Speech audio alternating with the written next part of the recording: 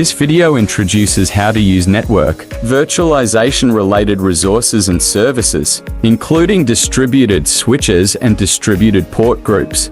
After the first host is added to the cluster, ZStack ZSphere will automatically create a default distributed switch, a default distributed port group, and a default kernel adapter based on the host's related configurations. For centralized management of the host's management network, based on network planning, you can flexibly reuse the default distributed switch or use a newly created distributed switch. Enter the Data Center tab, click Action, select New Distributed Switch to create a new distributed switch, and complete the configuration. The name of the distributed switch, the introduction of the distributed switch, the data center where the distributed switch is located, and the associated cluster. Network Configuration module supports 3 methods: adding one-by-one batch aggregation and specifying the same network port. Taking individual addition as an example.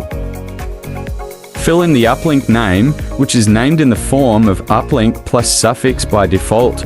The aggregation mode of the physical network port supports LACP mode 4 mode and active backup mode 1 mode. And the default is LACP mode 4. In addition, the network traffic outlet can be determined by hash operation, supporting 3 hash strategies of layer 2 plus 3, layer 3 plus 4, and layer 2, and the default is layer 2 plus 3. Finally, fill in the physical network port to be aggregated. Above, the configuration of the distributed switch is completed.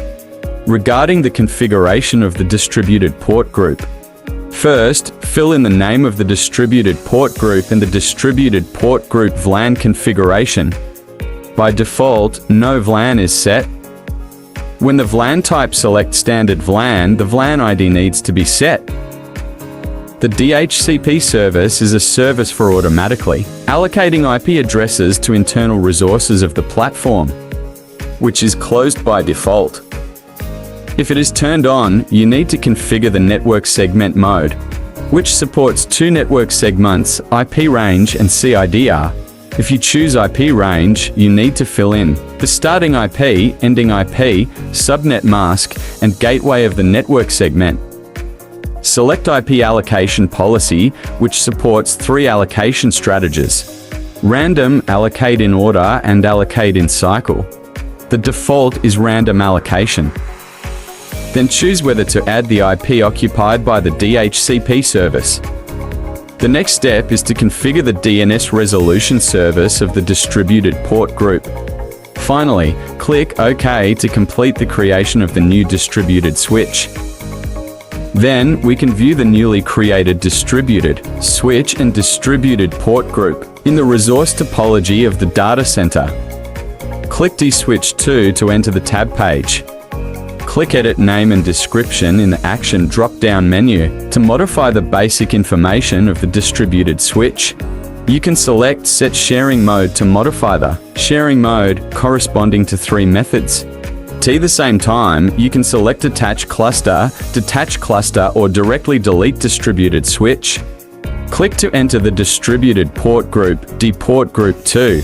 In the Action drop-down menu, select Add Network Range to make relevant configurations on the network side. You can choose to add DNS and edit name and description.